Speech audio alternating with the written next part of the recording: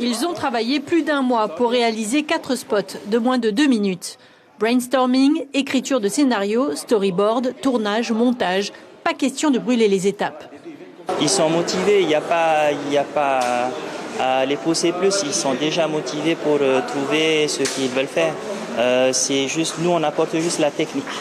Effectivement, les élèves sont bien équipés.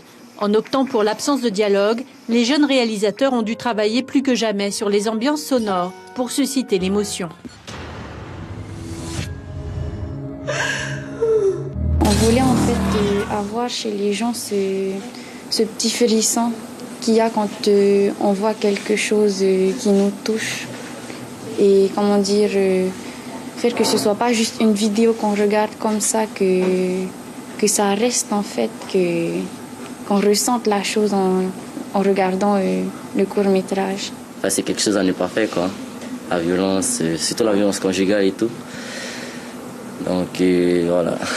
C'était si évident que ça ou il a fallu quand même réfléchir et passer par ce film pour avoir une prise de conscience?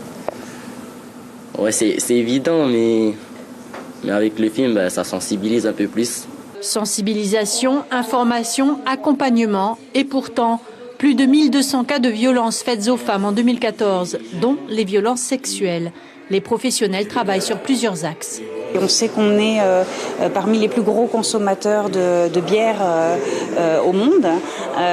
Donc il peut y avoir ce type de prise en charge. Il y a les accompagnements sociaux. Parce que c'est clair que quand on vit plus dans la précarité, on est nerveusement plus sensible. On a peut-être un peu plus de difficultés à se contenir que quand tout va bien par ailleurs. Ça ne veut pas dire qu'il n'y a pas des violences également dans des milieux favorisés. Mais en tout cas, il y a différents axes sur lesquels il faut intervenir. Je pense que le plus important des axes, c'est rétablir la communication. La filière Bac Pro Communication Visuelle Multimédia fête sa 5e année d'existence. Et le ministère de la Condition féminine a su en tirer parti pour faire passer son message. Emma Tatang, bonsoir. Merci d'être là. Vous êtes déléguée à la famille et à la condition féminine. 3 femmes victimes de violences chaque jour en Polynésie, des mauvais chiffres qui ne diminuent pas. Le procureur de la République a annoncé qu'il en faisait l'une de ses grandes priorités. Est-ce que vous croyez, vous, à la sanction judiciaire ? On se rend compte, en parlant avec tous nos partenaires, que la répression à elle seule ne résoudra pas le problème. C'est-à-dire que les mesures déjà judiciaires ont été alourdies, les sanctions également renforcées. Vous les trouvez assez lourdes ? Je pense qu'on peut encore les alourdir, mais voilà. Même telles qu'elles sont actuellement, comme vous dites, les chiffres ne diminuent pas, donc elles sont pas assez dissuasives.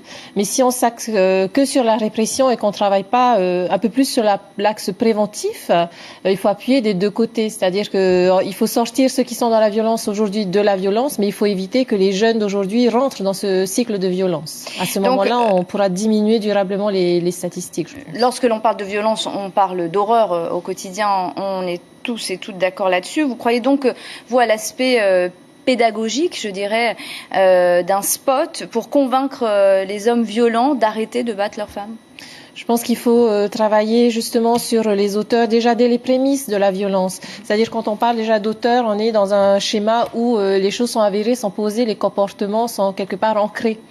Mais quand on travaille justement avec les jeunes et que la prise de conscience se fait par des pairs et que le message de prévention est passé par des jeunes du même âge, on a plus de chances d'avoir l'implication des jeunes, une prise de conscience parce que c'est quelque chose qui va leur parler, un langage, voilà, qu'ils comprennent, et peut-être des modèles sociaux qui pourront se transmettre. Il faut qu'on bouge en fait l'axe des valeurs, qu'elles soient plus sur les modèles qu'ils ont pu hériter, qu'ils ont pu voir aussi dans la télé ou alors qu'ils ont pu hériter de parents violents. Vous êtes pour éduquer ?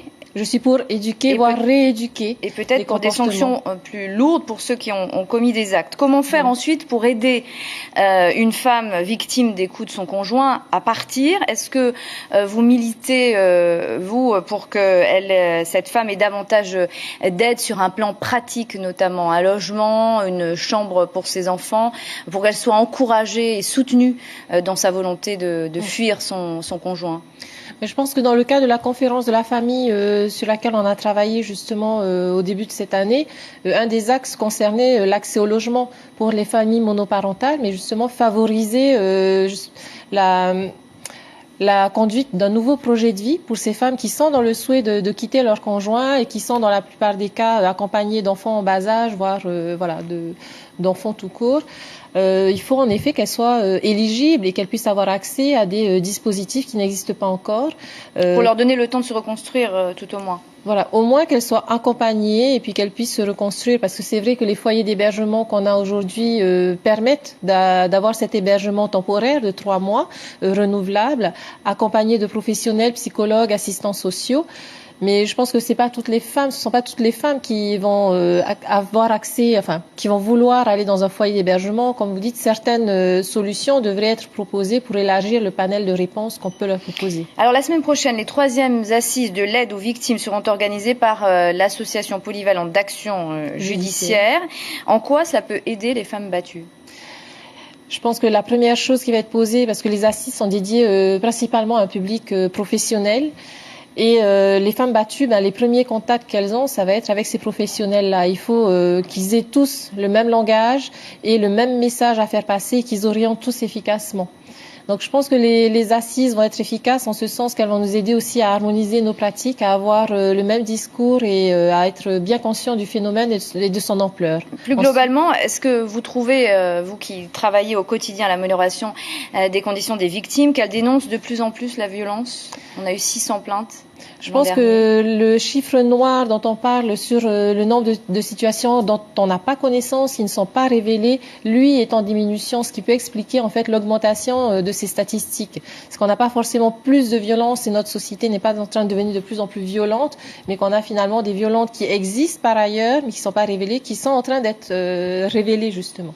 Rima Tatang, merci beaucoup d'avoir répondu à nos questions ce soir.